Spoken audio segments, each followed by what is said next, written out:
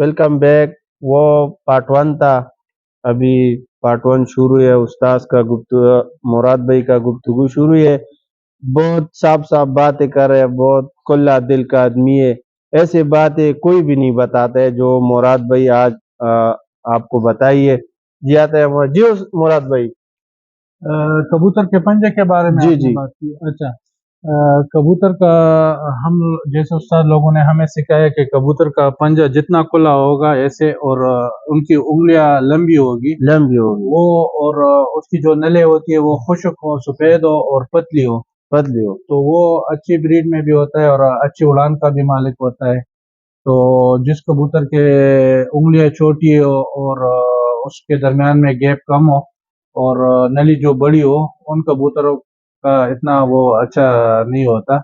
اور کوشش کر لے کہ جو کبوتر آپ اس میں ڈال رہے جوڑوں میں، کہ ان کی جو انگلیاں ہوتی ہے پنجوں کی وہ لمبی ہونی چاہیے اور ان کی جو نلے وہ خشک اور سفید ہونی چاہیے. خشک اور ان سفید ان ہونا چاہیے. کبوتروں میں برداشت بہت ہوتا ہے. صحیح. جس کبوتر کے نلے خشک ہو نا، اس کبوتر میں برداشت بہت ہوتا ہے. وہ صحیح. آسانی سے ضائع نہیں ہوتا، وہ واپسی کرتا ہے اپنے گھر کا.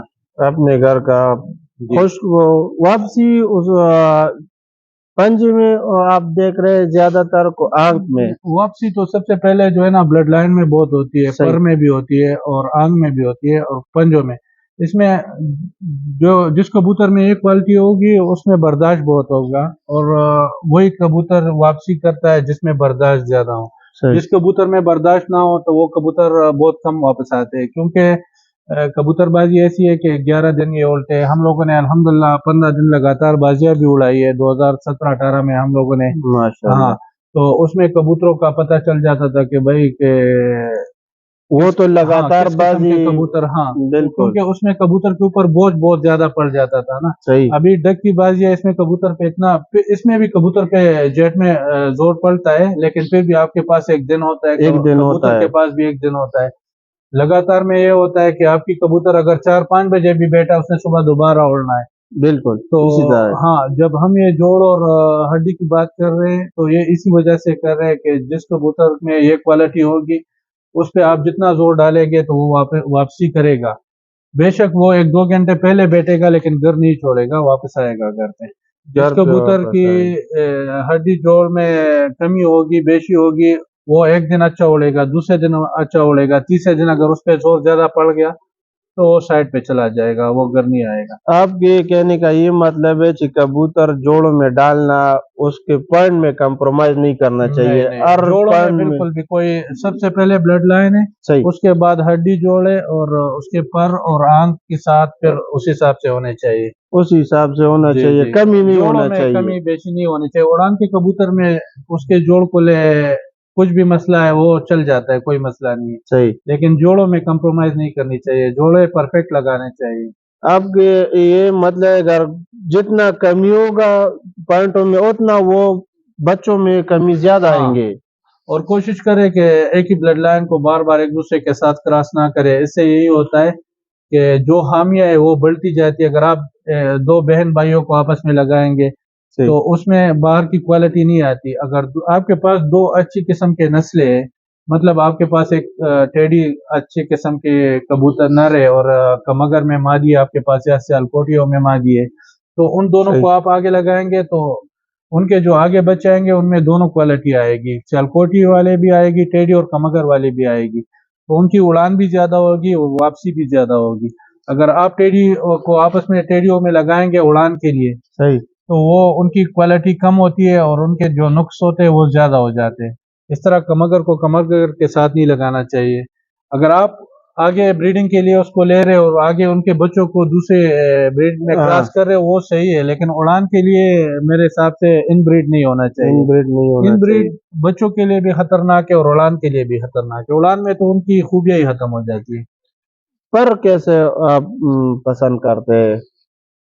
پر تو آپ کو پتہ ہے جو پورے پاکستان کے جو بڑے بڑے استاد ہیں وہ سب یہی کہتے ہیں کہ 3 پر برابر ہو تو کبوتر 1 نمبر پہ آتا ہے. 1 نمبر پہ پھر جو 9واں پر توڑا لمبا اور 10واں اور 8واں پر توڑا چھوٹا ہو تو وہ بھی بہت اچھی ہے. لیکن میں خود جو پسند کرتا ہوں 2 پر، جو 9واں اور 10واں پر، وہ دونوں ایک جیسے اور لمبے ہو صحیح اور آٹھواں پر جو ہے نا وہ تھوڑا چھوٹا ہو.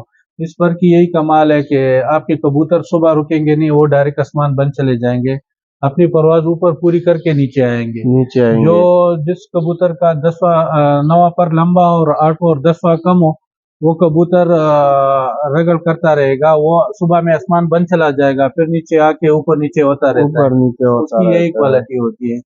اور جو دو بڑے پر ہوں گے 10 اور 9 اور 8واں چھوٹا ہوگا, وہ کبوتر بند اڑ کے آ کے بیٹھے گا. جی وہ جو زیادہ ابھی استاد یہ کہ جو کبوتر پکڑتا ہے یہ بند نہیں ہوتا, یہ سامنے کھڑا ہوتا ہے, اس کا فرق ہوتا ہے شیپ کا نہیں, ایسے اس میں جسم میں کوئی ہوتا ہے. کچھ کبوتر ایسے ہوتے ہیں کہ وہ کچی پرتوں میں اڑ لیتے ہیں اور بند بھی اڑتے ہیں, کسی نقص کی وجہ سے وہ پھر سامنے پھرتے ہیں. صحیح. وہ اس کا تو علاج ہو جاتا ہے, وہ تو اس کا ایک پانی ہے, وہ بھی میں بتا دیتا ہوں. سبز ہریڑ اور اچھا اس کا میں آپ کو علاج بتا دیتا ہوں. جو کبوتر سامنے اڑتا ہے اور بند نہیں ہوتا, سبز ہریڑ اور ہلدی, تھوڑی سی سبز ہریڑ لے لے اور ایک سبز ہریڑ لے لے اور تھوڑی سی ہلدی لے کے ایک گلاس پانی میں بھگوئے, اور اسی پانی کو آپ کبوتر کو دے دیں ناغے والے دن دانے کے بعد, اور اس کو جال میں چھوڑ دے دھوپ میں. جو آپ کا کبوتر بن نہیں جاتا انشاءاللہ صبح آپ اس کو اڑائیں گے وہ ڈائریکٹ آسمان بن چلا جائے گا. یہ میرا پریکٹیکل ہے. اور جس کا کبوتر ہو جو کچے پرتوں میں آسمان بن جاتا ہے اور اس میں کچھ فرق آ جاتا ہے, وہ نہیں جاتا.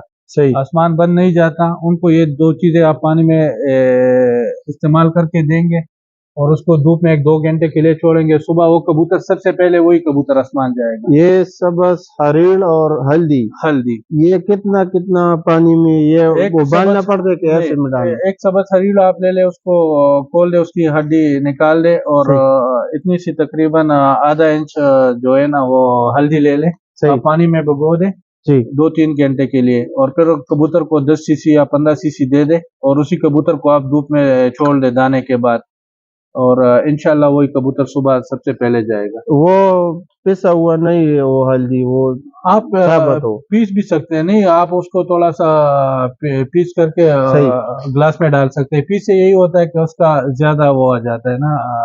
صحیح. ہاں اس کا وہ پانی میں زیادہ ابل جاتا ہے. ہاں مقدار زیادہ ہو جاتا ہے اس کا. جی یہ دیکھ, یہ ابھی ایک نیا آپ کو چیز بتایا. جو لوگ پریشان ہے کہ ہمارا کبوتر سامنے اڑتا ہے, جو کبوتر سامنے اڑتا ہے وہ اتنا پرواز نہیں کر سکتا ہے جو گرم موسم ہوتا ہے. ابھی موسم گرم ہو تو کبوتر آپ کا بند نہیں ہوتا ہے, تو یہ آپ مراد بھائی نے آپ کو بتایا کہ یہ 2 چیزیں وہ میں پانی میں ڈال اور کبوتر کو دے دے, اور جس دن ناغا ہوتا ہے اسی دن کبوتر کو دینے. دانے کے بعد 10 سی سی آپ دے دے کبوتر کو, اور دھوپ میں چھوڑ دے اس کو. اس کو کڈے میں نہ جانے دے, 1-2 گھنٹے تک دھوپ میں چھوڑ دے. دوسرے دن آپ اڑائیں گے انشاءاللہ آپ کو وہی پرواز ملے گی جو کہ کچے پرتوں میں آپ کو کبوتر دیتا تھا. پرواز بھی تھوڑا زیادہ کرے گا 1-2 گھنٹے, اور بند ہو کے اڑے گا. اچھا مراد بھائی, بغل آپ بڑے پسند کرتے ہیں چھوٹا بغل؟ جوڑوں میں ایک بات بھول گیا تھا, بغل کا بھی بہت بڑا کردار ہے. جب کبوتر واپسی کرتا ہے نا, وہ بغلوں کی پروں سے ہی کرتا ہے. جس کبوتر کے بغل کے پر لمبے ہوں گے وہ کبوتر آسانی سے شام کو بیٹھ جاتا ہے. شام کو اور واپسی جو ہے نا, زیادہ تر کبوتر بغلوں کے جو لمبے پر ہوتے ہیں نا اسی کے حساب سے کرتے ہیں. تو بغل بھی جوڑے میں بہت اہم کردار ادا کرتا ہے.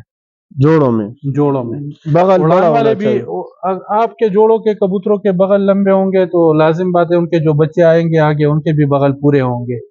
جس کبوتر کے بغل پورے ہوں گے وہ بہت آسانی سے واپسی کرتا ہے اور بیٹھ جاتا ہے گھر پہ. آنگ میں پانی ہونا لازمی ہے کہ نہیں؟ اگر پانی نہ ہو جوڑوں میں ڈالنا ہے, آپ کا کیا رائے ہے اس میں؟ آنکھ میں جو پانی اور لائٹ ہوگی تو اس کبوتر میں یہ کوالٹی ہوگی کہ وہ رات کے اندھیرے میں آسانی سے بیٹھ جاتا ہے. اڑان کے ساتھ ان کا کوئی تعلق نہیں ہے کہ کبوتر کے آنکھ میں پانی ہوگا تو وہ زیادہ اڑے گا. صحیح. وہ بس خالی رات کو بیٹھنے کے لیے جس کبوتر کا جو آنکھ کو بلب کی طرح ابھرا ہوا باہر کی طرف اور اس میں لائٹ ہو, یعنی مطلب آپ کو پانی محسوس ہو, وہی کبوتر اندھیرے میں آسانی سے بیٹھ جاتے ہیں. جو آنکھ کا نور ہے وہ زیادہ تر کچھ لوگ بڑا پسند کرتے ہیں, کچھ لوگ چھوٹا.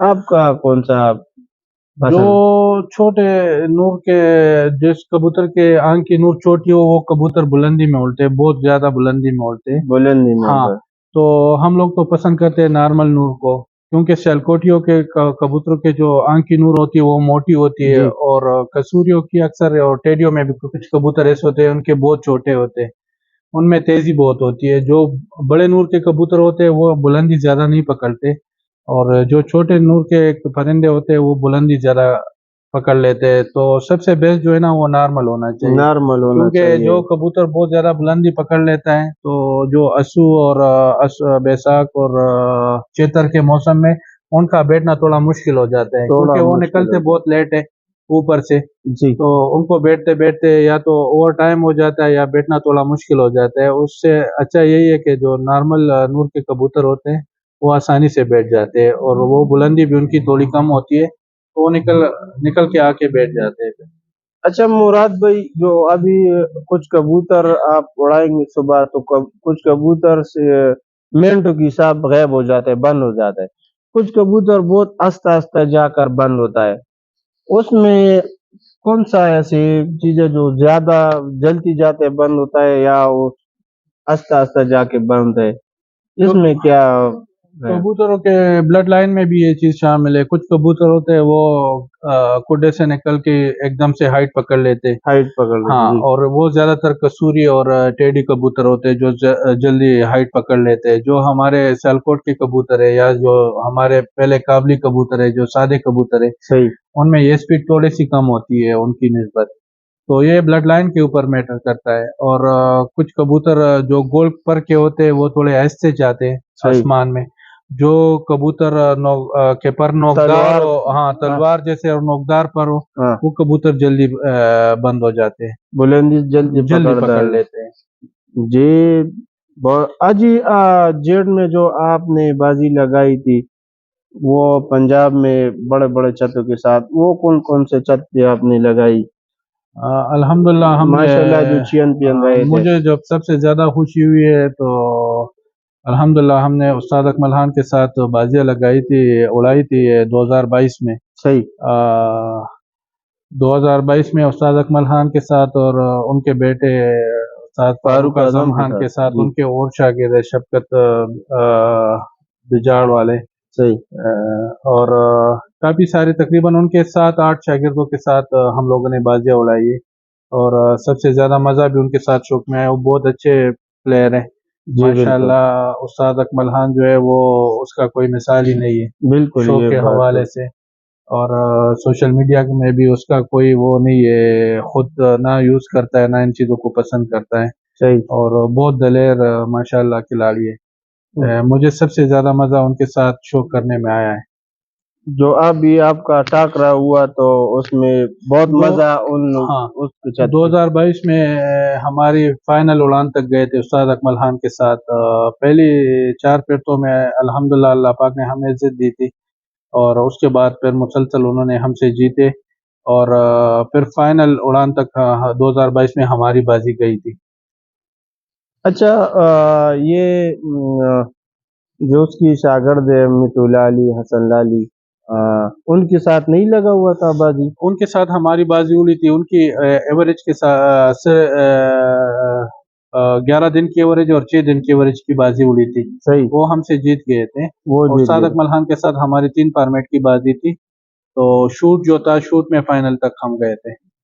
ابھی جو عارف تو سارا ہوتا ہے نا، ابھی ایک عارف ایسے ہوتا ہے وہ لوگ کے بندہ کہہ رہے چاہیے اس کے ساتھ ہمارا ہر سال بازی اڑا ہوگا، یہ اس کے ساتھ یہ لگاؤں گا تو مزہ آتا ہے، وہ کون سا حریف ہے؟ میں تو کہتا ہوں نا، ہمارے جتنے بھی دوست کے پی کے میں پنجاب میں، الحمدللہ ابھی تو ادھر کے پی کے میں بہت چینج آ گئی ہے، ابھی جس کے ساتھ بازی لگاتے ہو تو آپس میں ایک دوسرے کو کال کرتے ہیں، بہت خوش اسلوبی سے یہ وہ بات بازی طے بالکل ہو سچ جاتی ہے، جی۔ خوشی سے ہو جاتی ہے۔ پہلے ادھر یہ ایک بہت برا اور غلط سمجھا جاتا تھا، اگر آپ کسی کو بولتے تھے کہ میرے ساتھ بازی لگاؤ تو اس کا مطلب ایسے لیتے تھے لوگ جیسے آپ نے اس کو گالی دی ہے، کہ آپ نے اس کو کیوں بازی کے لیے بولا ہے، بہت ایک غلط تاثر تھا۔ الحمدللہ وہ ابھی چینج ہو گیا، ابھی ہمارے جتنے بھی حریف ہیں الحمدللہ ہمارے بہت اچھے بھائی ہے، دوست ہے، صحیح ہم ان کے ساتھ شوق کرتے ہیں, ہمیں مزہ آتا ہے, ہم آپس میں بیٹھتے ایک دوسرے کی شادی اور غم میں شریک ہوتے ہیں, ایک دوسرے کی خوشیوں میں شریک ہوتے ہیں, اور ایک دوسرے کے ساتھ شوق بھی کرتے ہیں. تو صحیح الحمدللہ بہت کافی حد تک وہ چیزیں ختم ہو گئی کے پی کے سے. وہ تو ختم ہو ہاں گئے. ختم ہو گیا. ابھی آپ جس کو بندے کو بھی فون کریں گے خوش اسلوبی سے آپ کے ساتھ شوق بھی طے کرے گا اور آپ کے ساتھ دعا سلام بھی رکھیں گے, اور کوئی مائنڈ نہیں کرتا. پہلے یہ بہت بری چیز سمجھی جاتی تھی, اگر آپ کسی کو بولتے تھے میرے ساتھ شوق کرو, وہ 10 لوگوں کو گلا کرتا تھا کہ بھائی فلاں نے مجھے ہاں یہ بول دیا اور اس نے مجھے یہ بول دیا, شوق کے لیے بولا, یعنی غلط سمجھا جاتا تھا. ابھی الحمدللہ بہت چینج آ گئی ہے, اور ڈک بازیوں میں بھی آپ ابھی یہ ایوب بھائی کی میرے خیال میں 130 بازیاں کچھ لگی ہے. بالکل اس لگی ہے. طرح جو استاد راجہ کاکا کے شاگرد استاد شمریز باولی شریف والے, ان کی بھی ماشاءاللہ کوئی 150-60 بازیاں ان کی بھی لگ گئی ہے. جی بالکل, ان تو کو بھی زیادہ لگی. یہ ابھی لوگوں میں شعور پیدا ہوا کہ بازی لگنے سے کسی کی عزت کم نہیں ہوتی. نہیں ہوتی. ہاں پہلے تو یہ غلط سمجھا جاتا تھا, ابھی لوگ خوش ہوتے ہیں. اگر آپ کسی کو شوق کے لیے بولیں گے تو وہ منع نہیں کریں گے, وہ آپ کے ساتھ شوق کریں گے.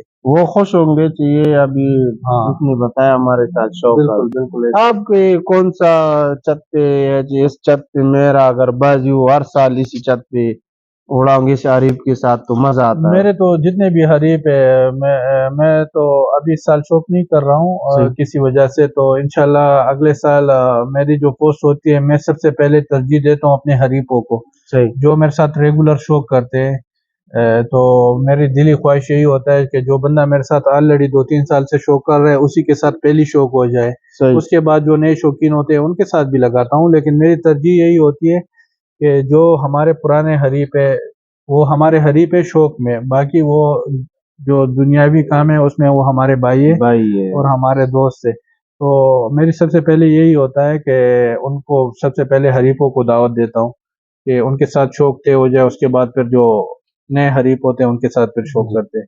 تو میرے لیے سارے حریف ایک جیسے ہیں, اور میں سب کی دل سے قدر کرتا ہوں, اور ماشاءاللہ میرے جن کے ساتھ بھی بازی اڑے سب بہت اچھے اور نامور پلیئر ہیں. ماشاءاللہ.